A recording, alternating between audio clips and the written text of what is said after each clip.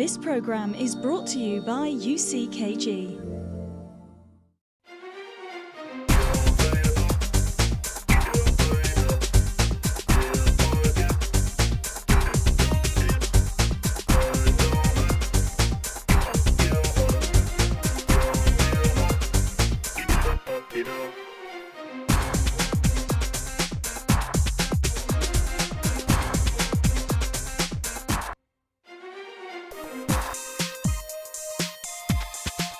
Hello and welcome to another inspiring episode of A Different Kind of Woman. A different kind of woman always tries her best. The idea that you can be anything you want to be flies in the face of observation and is a trap. Why? Because the world has sprinkled within it different types of people, and that's a good thing. On today's show, Reaching Your Potential, we're going to be discussing what this truly means and more.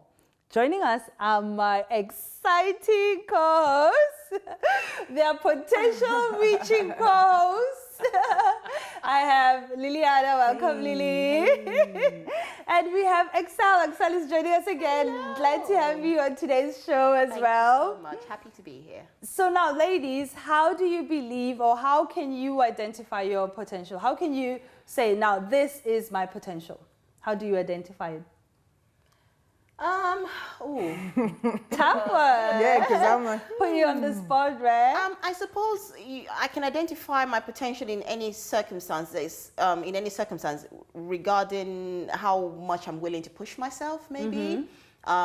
Whether I'm in a situation that I consider to be helpful or, productive or encouraging it. I think something has to excite me about something to want to push myself to achieve it, and I'm trying to think of a circumstance now. Like for example, I think many people don't know this, right? But I was actually a very shy person, and we can tell. I know. Lily just went. But it was something that I really struggled with. That was almost crippling because I would get the palm sweats and the pop like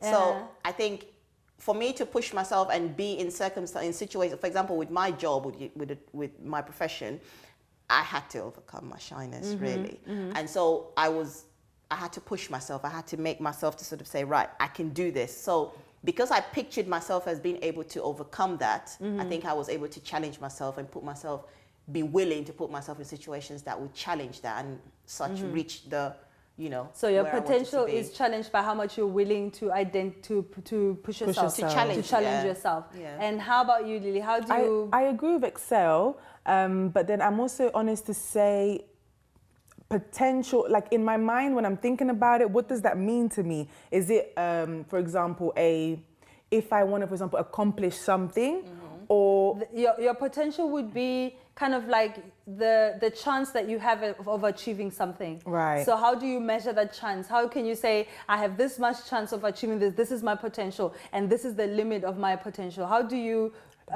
identify where to draw the line in terms of where your potential is? Sorry, I really don't know. I've actually thought about this the whole weekend.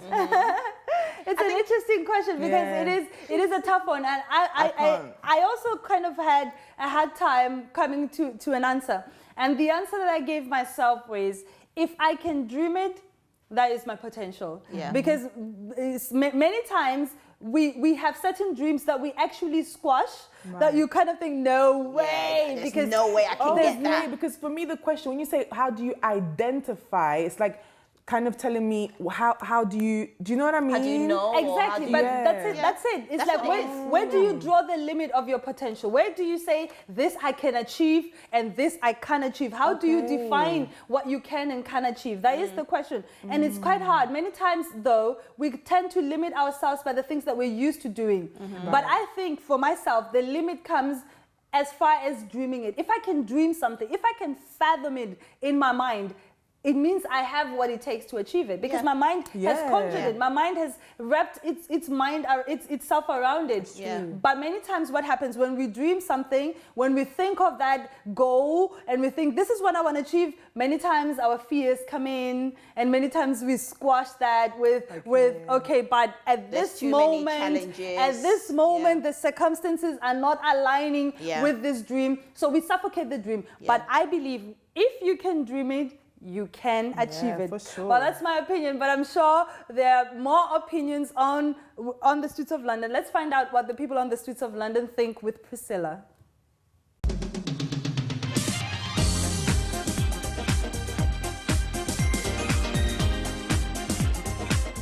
Ever heard of the Bannister effect? Before the 6th of May 1954, it was believed impossible to run a mile under 4 minutes. But on that date, Dr. Roger Bannister ran a mile in 3 minutes and 59.4 seconds. It wasn't a physical barrier, but a psychological one we refer to when we talk about the Bannister effect. After that day, many people broke that record, so we shouldn't listen to what others think our potential is. Potential can be a dangerous word. Many parents and teachers look at children's grades as if they can predict the future. Quickly, thoughts of potential slip from possibility to expectations. Too easily we can become seduced by performance rather than growth, making it about being the best rather than looking at how much we improved. It makes no sense to discuss about potential when it comes to children, because their miracle is that their journey is yet to be traveled. In this narcissistic age of social media, emphasizing the outside, those at the top of their classes or profession are the most vulnerable, because they can perform and they can become easily confused and think they are their performance. A cure for our culture could be to develop a broader definition of success, not to be the best at something, but to be the best person. Let's find out what the public think. What messages did you get about achievement from parents or teachers when you were a child?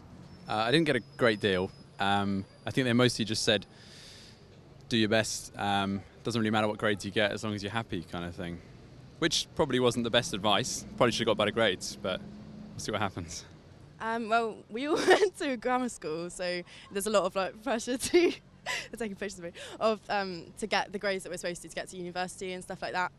So there's a lot of pressure to get the grades that we can achieve, even if you don't necessarily want to. I don't know. That's basically that. Achievements.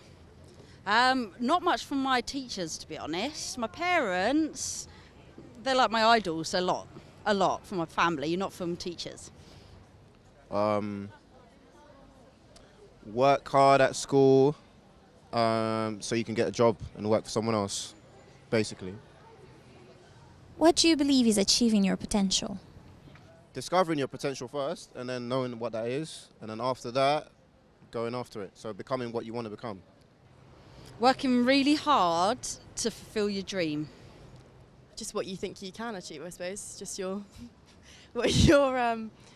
personally, I think, like what you're saying about people imposing stuff on you. It's just what you think you can. I think achieving your potential is just as long as you're happy with what you've done. As long as you do your best and achieve what you set out to achieve as best you can, then that's achieving your potential, I think. That's it from the streets of London, and it's back to you in studio.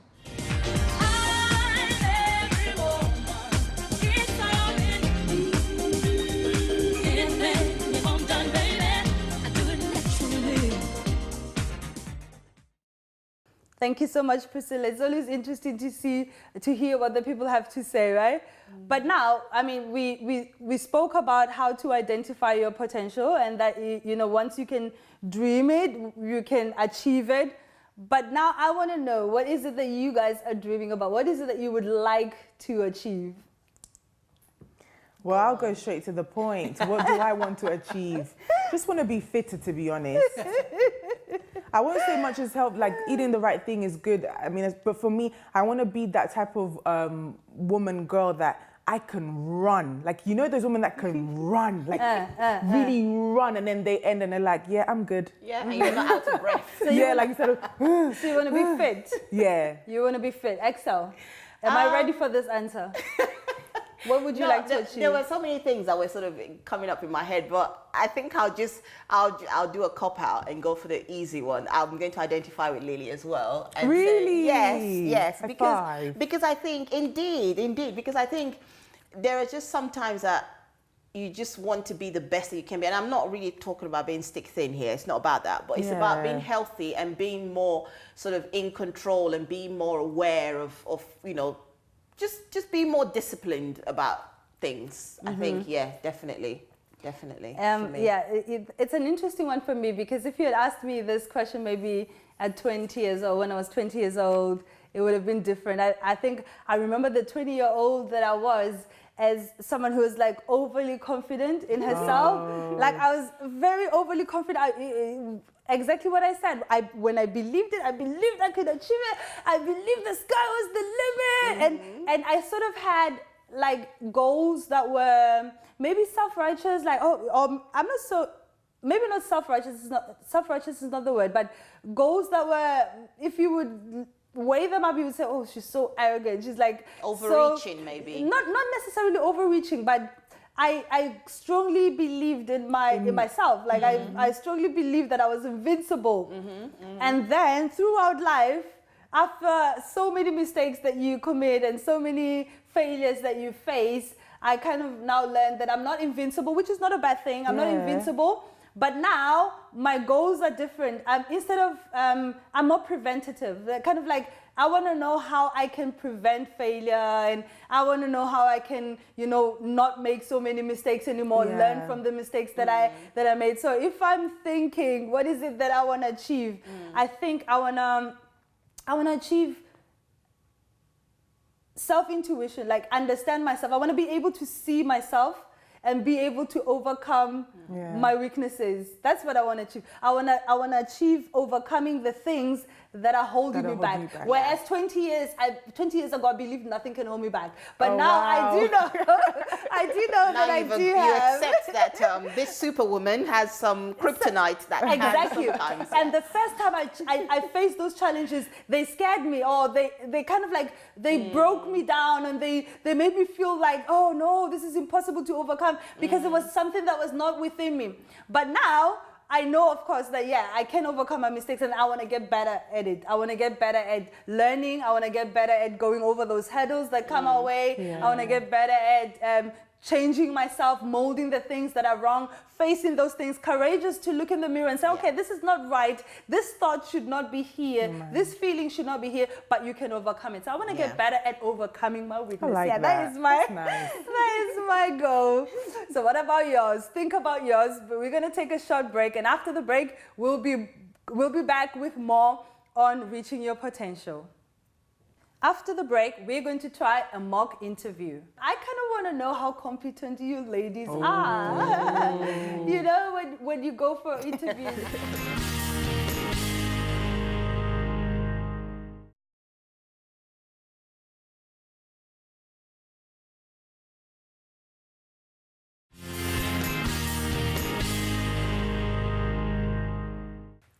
Welcome back. On today's show, Reaching Your Potential, we've been discussing what that means. And knowing your potential is one thing, but achieving it is another. Now, ladies, we were talking about achieving potential. We're talking about assessing our potential, knowing the level. I kind of want to know how competent you ladies are. You know, when you go for interviews, when we go for interviews, we all take competency tests, right? And that's exactly what we're going to do. We're going to take a competency test or a mock interview. We're going to go through a mock interview. So now, are you ready to be interrogated? Let's go. Are you ready? Now, the first question, give an example. It's not a question, maybe it's a statement. Give an example of a time you handled conflict in the workplace. Go on, Excel. Go on, Excel. Oh, behave. Go on, Excel. I think, I don't know, a few crept into mind, but I think there was a time when I had, because I work in a community, I work in people's homes, and there was a time when a family member was not happy with me regarding the person I was looking after. And so he wanted to get all forceful and get all aggressive. And of course, I'm in this person's house, so this is not a public place. So I was restricted in how I would react or how I would sort of engage with this person. And I could see he was getting het up. He was getting more and more wound up constantly. And then so I pretty much then had to say, right, okay, I calmly, I understand what you're saying, but this, that. So I kept, every time he raised his voice, I brought mine down a bit more, and I said, right, okay, and I would sort of counter what he was saying, but not in a confrontational way, not in a challenging way. It was more sort of like my responses would be a tone lower and a tone lower and a tone lower to almost like, and then in the end, when I sort of made my point, then he's sort of, oh, all right, okay, I'm sorry. He actually volunteered, you know, I didn't have to say, well, actually, did you see how you've got it wrong? No, he actually, as the conversation went on, I would say in the space of 2-3 minutes, he actually backtracked and ended up apologizing. So that's nice. I was like, phew, okay, my life is safe for one more day. You managed that situation. It was slightly hairy though, yeah, I have to say, but I'm glad it resolved it quite, yeah. Wow. And what about you, Lillian? At With 23, me. have you faced any, I mean, you're 23, we'll take that into consideration. Have you ever faced any conflict? If you know the department I work in, that's every day. Every day. People are going to be like giving you the stare when you walk into your department tomorrow. No, but be careful what you say. They're watching. No, of course, no, but I've always been the middle woman, which is very annoying sometimes. What does that mean, the middle? Meaning, for example, your boss says something, and then you go to the company, and then the company is like, no, we can't do that. You can't just change the deadline to tomorrow, for example. Yeah. Yes. And then I have to go back to my boss. I'm really sorry, but they said that they can't. And it's like, no, you need to get it done type thing. So then how I've learned with that is there's always a way. So like, I really had to learn to, you know, have my how to speak properly on the phone and all that stuff. So when I deal with companies like that, I know this sounds silly, but I have witnessed my colleagues, I tell the company, you can do it. You can help us. You can do this. And, you know, some way, somehow, the company goes, you know what? All right, give me 10 minutes. Let me see who I can call. Let me see, and I'll get back to you. And in my mind, I'm like, please, please, please, make this work. Let this work. And then till this day, I usually get an answer back. Okay, we can do it like this. Might not be as precise. So I really learned to just kind of negotiate and always find a way. Even to come to a compromise. Yeah, exactly. That's a good one. Negotiate your way through conflict, definitely. Now, give an example of a challenge you faced in the workplace and how you overcame it. So a challenge, something that challenged you and how you overcame it. A challenge in the workplace. I suppose sometimes, you know, the whole work balance that you have to kind of, especially again in my field of work, I have to handle a lot of clients. I have to manage quite a small group of people. And so it's that whole, how do I allocate my time? I think it's always, the time management thing is always a challenge when you kind of have to, okay, I've got to do this with this and this and this and this. So how do I, you know, effectively manage my time and constructively use my time? So I think that is an ongoing challenge that I think is definitely going to be something that, but I think I've learned to sort of handle it that way to make sure I can meet the needs. I can sort of spread myself and everybody is sort of satisfied to a certain extent. I suppose compromise in a way is what it boils down to. So yeah, I think that would be mine. How do you handle a challenge, Lily? So with me, so I came to work, for example, for this. When I started working in this particular place, I was doing one thing. Then I got asked to see if I would like to do this other role. And in the beginning, I was like, oh no, I don't really want to do this. Like, oh, this is too much pressure. Because don't get me wrong, when you're thrown into pressure, like when you don't expect it, it's different. But when it's a role, you know, every day you're going to get pressure. It's kind of like, oh no, I don't want to do that. But then I said, you know what, let me give it a go. And I'm going to be honest, it was a challenge in the beginning. And I really had to learn about myself, because when I would have that ongoing pressure, for example, I would just, what's the word?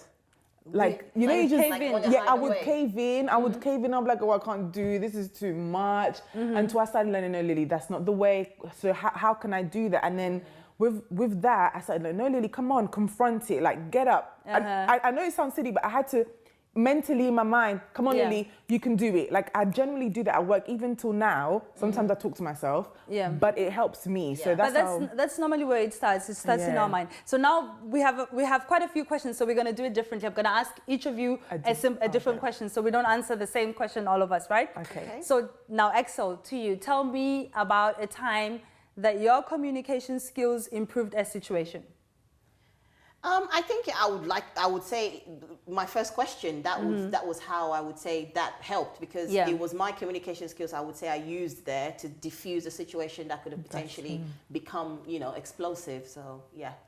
Are you ready for yours, Lily? So now give an example of change in the workplace and how you handle this.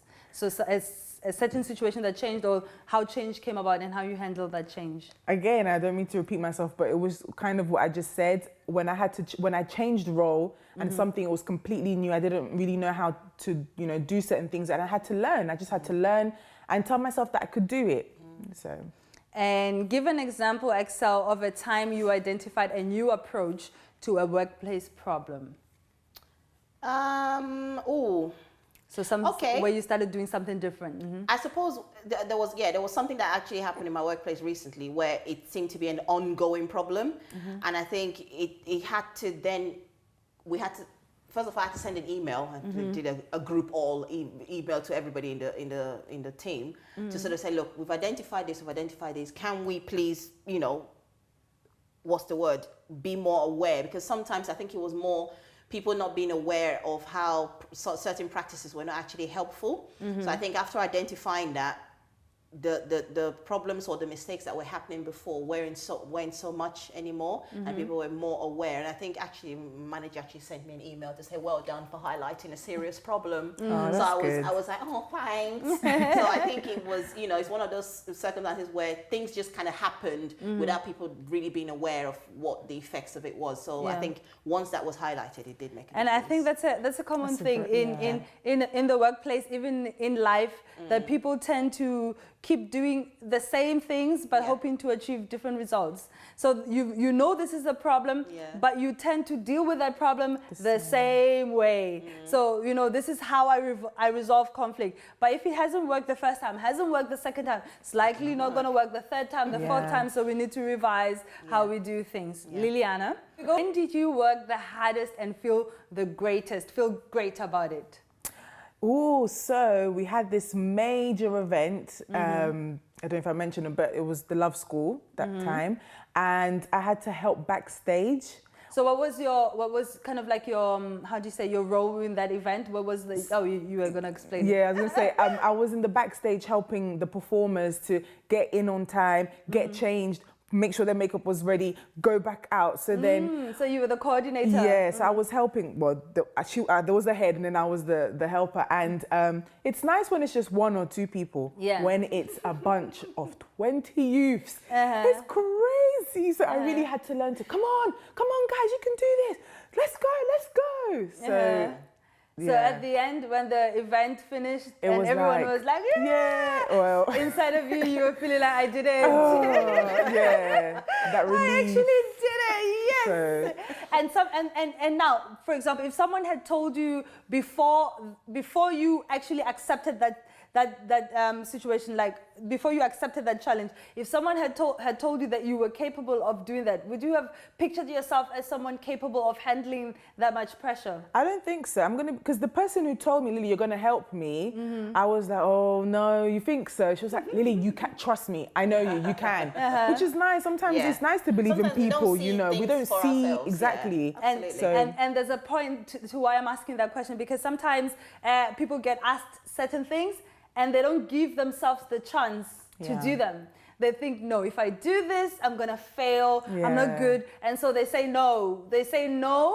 And they fail to have an opportunity to identify their potential.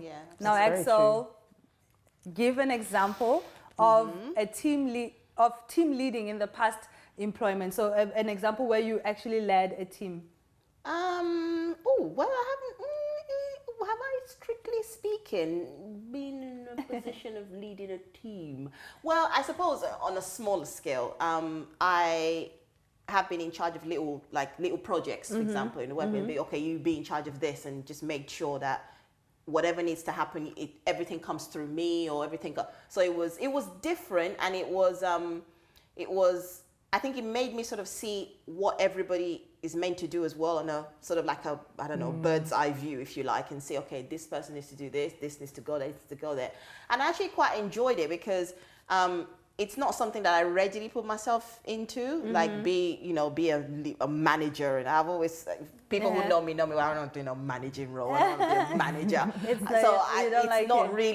not something I'll be like, yes, please, I'll manage. No, I really don't volunteer myself for such things. But I think doing that showed that I could do it, and it made me sort of see things as well from a different perspective, because sometimes you're in your own little corner over there somewhere doing your thing, not realizing what the other person over there is doing. So being in that role, like I said, was able to see, everything like a map, if you were. Okay, this one's doing that, this and that, and everything works together like a well-oiled machine. So it was a positive experience for me. Well done, ladies. I think you passed this interview.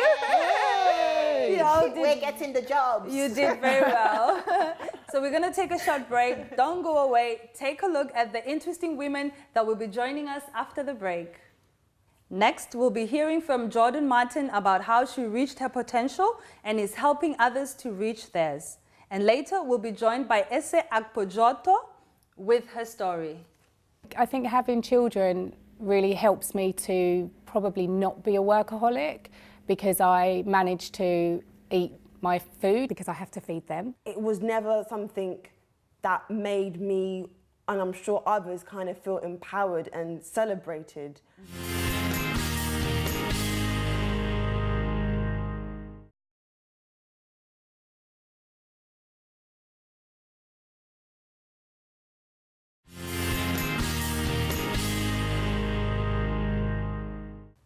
Welcome back. So far on today's show, Reaching Your Potential, we have been discussing our interview techniques. Did you like them taking interview tests, do their mock tests? I think they did well. Now, Sandra met with mother, entrepreneur, and fitness instructor Jordan Martin.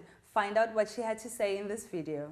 Today we're working on getting some portrait pictures for our different presenting roles. And so we're working with an amazing team. I've got Vicky Lord, who does hair, and Kelly Wardock, who does makeup, and Dawn Marie Jones, who's a brilliant photographer. So we're going to just take some pictures together and enjoy doing that, I think. It's a really difficult question for me to answer all the different roles I do, but I guess I'm an entrepreneur, I'm a businesswoman. I've worked for myself for many years, and I've worked within media. I'm a creative. I just like working with lots of different people. I help other people tap into their, potential and push forward with their businesses as well. And if an idea stays with me for long enough, then I'm like, I need to do this because it drives me crazy. It stays in my head. Supermodel Hero is actually a well-being and fitness approach, which I'm actually writing a book about.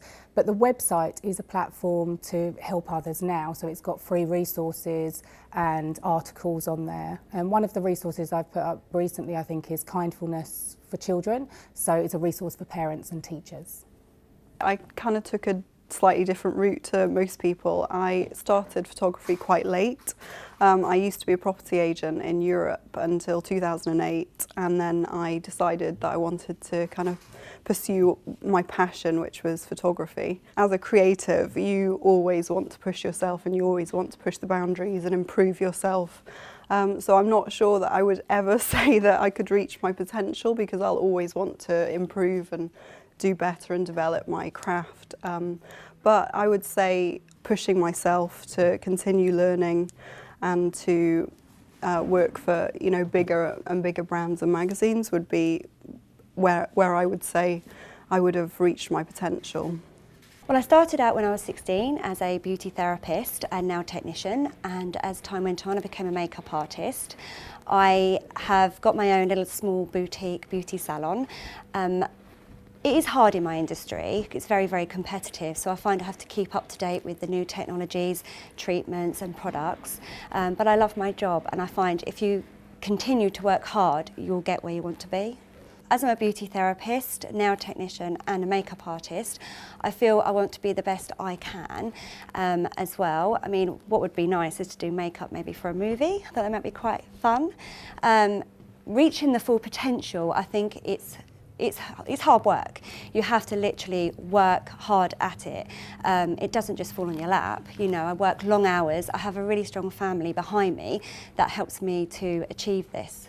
Well, I absolutely love my job, which makes it a bit easier because I am a workaholic, unfortunately. My mum, she ran a business, so and worked really, really hard. So I developed good work ethics quite early on in my life, and I didn't have much of a social life because I just worked so hard. But to be honest with you, I felt that if I worked for the best, then I learn the best. You know what I mean? You have to kind of put in the hours to achieve. And I've got a family as well, so it's I've had to work, work-life balance at the moment. It's quite tough, but I'm showing my daughters that there is a ticket to success. But in some respects, there's a price to pay for it as well. So, and that price is determination and, just hard work, basically. So, yeah, hard work and determination is how I got to where I am now, I suppose. I think having children really helps me to probably not be a workaholic because I manage to eat my food because I have to feed them. They remind me that I need fresh air because I have to take my son to school. My daughter stays at home with me at the moment and I work. I balance my time really well, I think, and it's one of my skills, but also reminds me to see the world through their eyes and to remember that, there's still that joy and excitement in the simple things that they see, and bringing that to my work and sharing it with my clients. I think that's what helps them as well tap into their potential and, ignite their passion. When it comes to reaching my own goals and achieving my own goals, personally, I don't use the word of a term hard or difficult. And I think that's probably what's helped me achieve my personal goals, by not looking at them as a problem or something I have to do.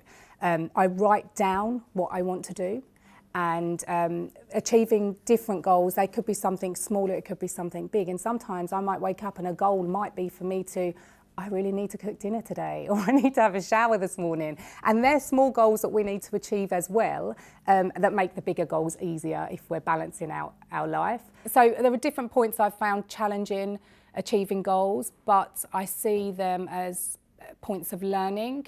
And when I've overcome things, actually, I feel better about that because I think, wow, that happened, it was difficult, but I still overcome it, which means that I have the potential to do something better next time because I know what not to do. So tapping into our potential is literally looking at our goals in a way that, it doesn't, as I've said before, it's not seeing it as a problem, doing the right thing at the right time, for the right reason, not just always having that motivation of money or status.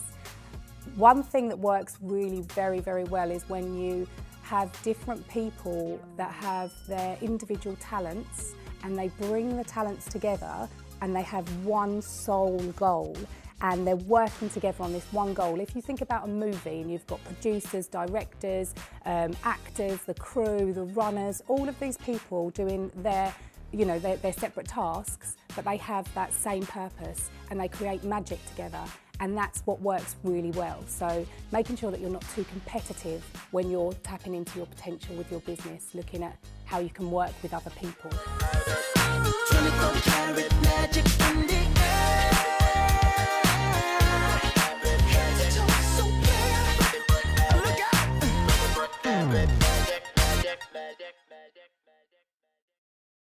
Jordan is certainly a woman who does it all. Now, joining us in the studio to share their life experiences is Essie, the founder and designer of Sweet Design Studio, who found that her potential was being portrayed negatively in the media. Hi, Essie, welcome. Thank you, hey. So now, why did you feel that you were being portrayed negatively in the media? As a black woman, it was just really frustrating that what I saw, especially within the media, was just all kind of derogatory images of the female body. It was never something that made me and I'm sure others kind of feel empowered and celebrated. There was just, especially within art as well, again, women of colour were just being portrayed as just kind of over-sexualised, just in a nonsense way, and I just thought we are so much more than that, and I just wanted to portray that in a visual context such as greeting cards. Nice. I mean, how would you say, I mean, did you have any problems or any concerns about your body image and how it affected you, would you say? I did. As a teenager, I've always been really skinny, and puberty wasn't really in my favour back then. But she's beautiful to me. Thank you very much. Absolutely. Yeah. So I looked at all the girls around me, and to me, I thought there was a pressure. I had to look a certain way in order to be accepted, in order to kind of feel beautiful. But as I got older, I just pretty much, I felt like, you know what, this is how I'm meant to be. Instead of me just kind of hiding myself and just kind of not being in a way, the spotlight, I thought, you know what, I'm just going to go, be me, and just celebrate my imperfections. Exactly. I was going to say, how were you able to rebuild your confidence through everything that had happened? I guess through my greeting cards. Doing that, I got so much positive feedback that definitely rebuilt my confidence. Yeah, it just pushed me to do more, and then I wanted to kind of go outside the box and just reach out to other inspiring women. So I've got like Jessamine Stanley, I've got Adrian Hubert, I've got Janelle Higgins, and they are just such amazing women who are doing such great things, who are not what you would typically see within the media, especially within the black women. So I really wanted to kind of educate other women on that, you know, you don't have to kind of conform to what media puts you in. Just be yourself and just celebrate what you have and what you haven't got. I mean, this might seem like a bit of a redundant question, hearing everything you're saying so far, but why do you think body image, though, is so important? Because I think it's something that concerns women on a daily basis. No, I don't think even like the biggest megastars are happy with their body, and I think it's something that just gets brushed under the carpet, especially within women of colour. So I just wanted to use a platform, a visual platform, to say, you know what, it's okay. It's something that you know, your body isn't perfect. No one's born perfect, but that's okay. Yeah. Today we're talking about reaching your potential. Would you describe yourself as someone who's reached their potential? Not yet. Getting there slowly. So what is it that you're aiming to achieve in the future? To definitely empower, elevate, and educate more women. Especially just be like an advocate and an ambassador on, you know, body image. So yeah, you know, speaking about empowering women and using your experience as an example, we know that you have achieved a business, you have set up your business. Now, was that a smooth path, or did you face a lot of challenges along the way? Anyone who has started a business would say it's never like smooth. There's always going to be bumpy rides along the way, but I think that's what makes you even stronger. It gives you even more confidence as an entrepreneur. I don't think I'm there yet. I've still got a long way to go, but I'm learning, and I just feel like every day I'm just progressing and progressing.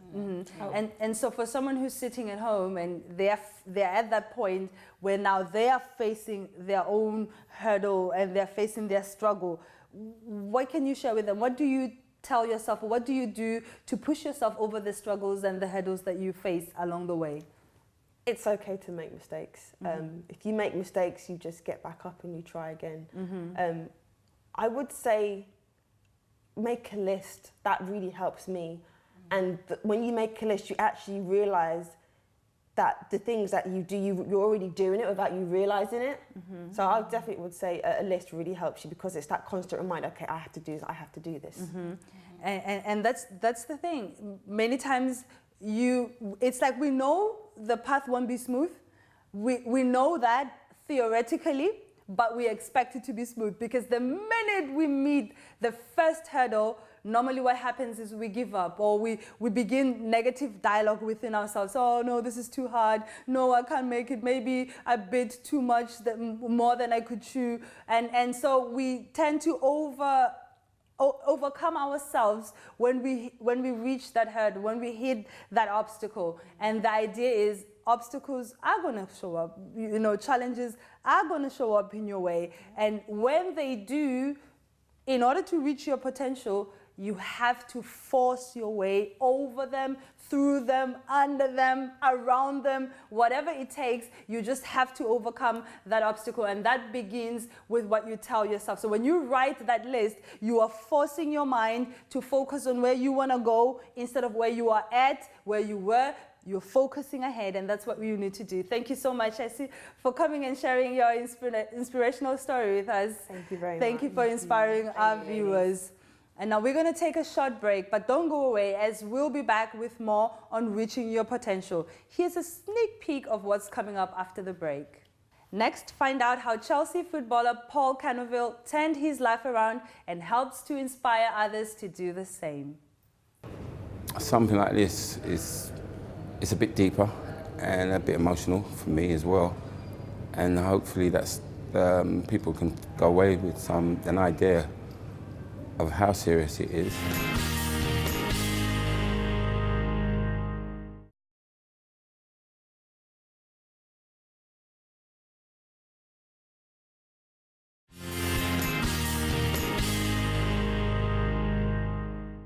Welcome back to today's show, Reaching Your Potential. Our team went to see Paul Canoville giving a talk for Mental Health Week. Find out more in this video. Our reasons for supporting the event tonight are really threefold. It's about our people, it's about our purpose, and it's about our business. EY's purpose as an organisation is to build a better working world. So that means engaging with our clients, our people and our communities, including our external stakeholders like government, to lead the conversation and to lead change. So we want to break the stigma and to break the taboo surrounding mental health. I felt that using a significant figure like Paul would be great to come to a place like this, to be at EY, to have their stakeholders, their employees, and talk really openly about it, so they then can also seek the help that they require. Something like this is a bit deeper and a bit emotional for me as well. And hopefully that's people can go away with an idea of how serious it is and how to help themselves about it. So for me, it's my first being drawn into the first team, travelling on the coach. I was excited. I was like, all my friends, I said they was there to support me. Get to the ground, it was at Sellers Park, Crystal Palace. Going in the changing room, getting the lads to say, hey, what? Get in there when you do your business. I said, yeah. And then coming out, and to come out and see the roar of these fans, and think, my gosh, this is it. This is what this is all about. This is where I wanted to be, slow. And I'm just watching the game, and the game's just going by the first half, 0-0. I thought, okay, first half, that was great. I said, I'm ready. He's got to put me on. If it stays like this, he's got to put me on. Yeah. I could see it was like, yeah, 35 minutes went by, and then it's coming up to the 36, and I said, oh man, he ain't gonna use me. And it was 37, and then he just cannons, yeah, go and get warmed up. And I thought, yes, that was all I was going for. Yes, I'm coming on. Now that warm up, what we usually do, it was just, you know, the slightest warm up, just to warm up, get yourself ready, get on the pitch. And that was the hit, because when I started warming up, I had my back towards the crowd, and I heard all this racist abuse being shouted, and wow, Crystal Palace fans, they're like that. And I did, I got angry and I turned around and I faced, and that's when I found and saw it was my own crowd, my own fans that was racially shouting and abusing me. And that was a shock. It was a shock to me because I did not expect that. The excitement now, the emotion of going on that pitch had gone. I didn't want to go on the pitch. Greatest obstacle, that would be going through my depression, cancer, drugs, addiction, and loss of my son, 9 days old. Very difficult. It took myself, really, don't get me wrong, everybody wanted to help, but it's me as the individual wanted to help myself. And that was the biggest obstacle, was me trying to help myself. Because the specialist told me that I've had one of the worst injuries in football. I've dislocated my knee, torn the ligaments, torn the cruciates. Now I can't believe this, and it was hard to accept. Yeah. I started the first year, obviously, rehabilitation, and it was difficult, but I went and had the first game, and that was the fear factor, having that first game now, and to go and tackle with your bad leg. Yeah. And I did. It went through, and I thought, oh my gosh, yes, I survived. Yeah. But after the game, it kept swelling up like a balloon, and they made a decision, already telling me, like, Paul, we're not going to renew your contract. At this time, not being able to play football, it was hard. Yeah. I didn't realise it was difficult because I was always in denial. Yeah. When people used to come up to me and say if I missed the game, I said no, but I did. I did. Watching on the box, you still think, oh, could have done better, could have done that. That was hard, and the worst thing came up, got involved in drugs. Because I just saw nothing happening, and I wasn't, as much as I tried, I couldn't see the direction I was going. I was so ashamed, I was embarrassed, I was hurting family members that I tried to take my life. What inspired my foundation is me growing up, finding out how hard as a youth, to gaining something in life. I wasn't given that chance from peers, so I'm able to do that at this moment, being an ex-professional footballer, seeing how the experiences took me to where I came and where I've come from, that I can share it with them, the youths now. When rehab came back, and to this day, best time of my life, in 2004, back at Chelsea, working in the foundation, and that's where the book came about. Yes. It's an award-winning book as well. Rick Glanville. That was pretty hard, but it wasn't going to be hard because now I was able to share and open up because of talking. So you see the journey, you've gone from Yes. literally not saying anything, in your room, isolated, to just the steps of just going up and talking more and more and more, and saying Definitely. it's the best day of your life. It was. Yeah. I'm happy with that. So that's powerful. Conversation is powerful. Very much so. Yeah. And it's quite easy now for me. That was once in school that you never used to put their hand up, never used to say nothing, to now opening up and talking to 300 to 400 people. I think the reason why people aren't happy is because they're keeping it to themselves, or maybe they're measuring themselves too high. They're comparing themselves to other people and thinking, I need to be like this person, I need to be like that person, and that's not actually the case. Life's individual, you know, and it's about your life matters, and it's about you measuring your own life and not measuring it against somebody else's. Well, that was certainly inspiring. Now, what do you believe is the greatest obstacle that prevents us from achieving our potential? So after thinking about this question, I really believe it's yourself. That's what I really believe. I mean, I take myself as an example. Every time I said to myself I couldn't do something, genuinely what I said, what I thought, that's what would happen.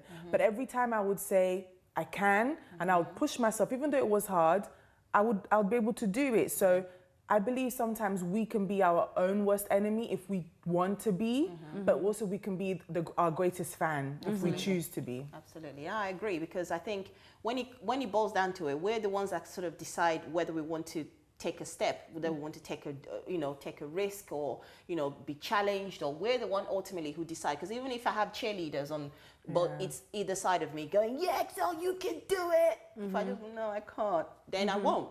So I think definitely it's down to us to make that decision. We have the final say.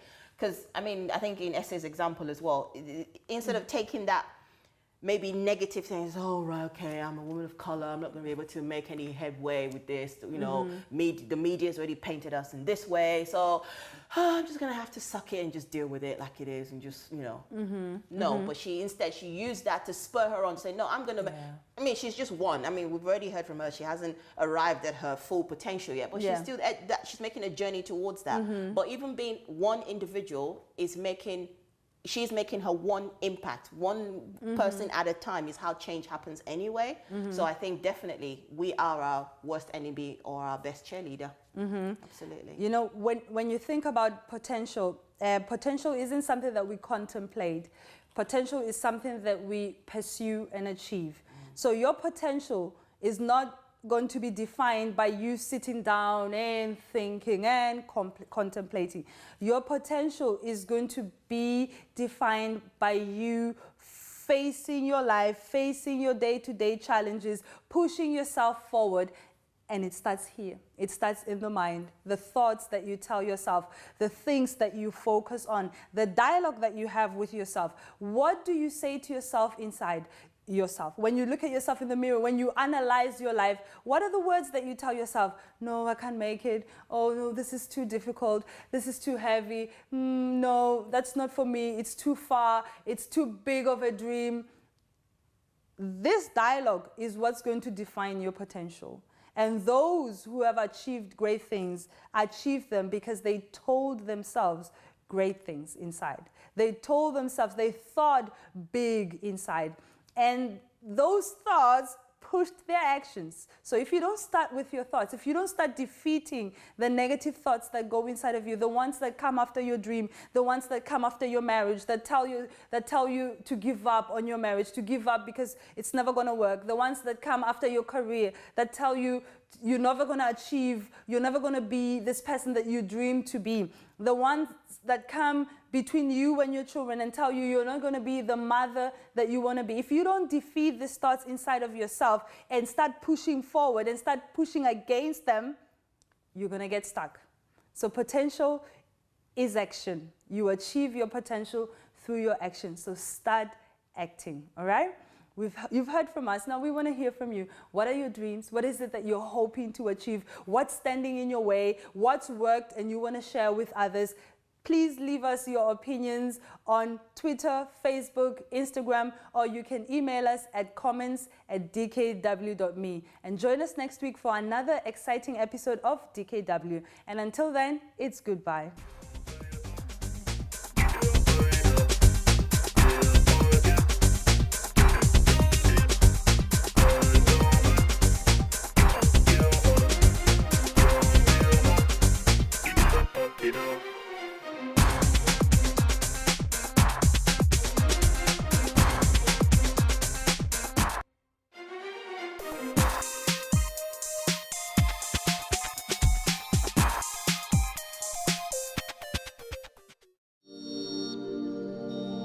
This program is brought to you by UCKG.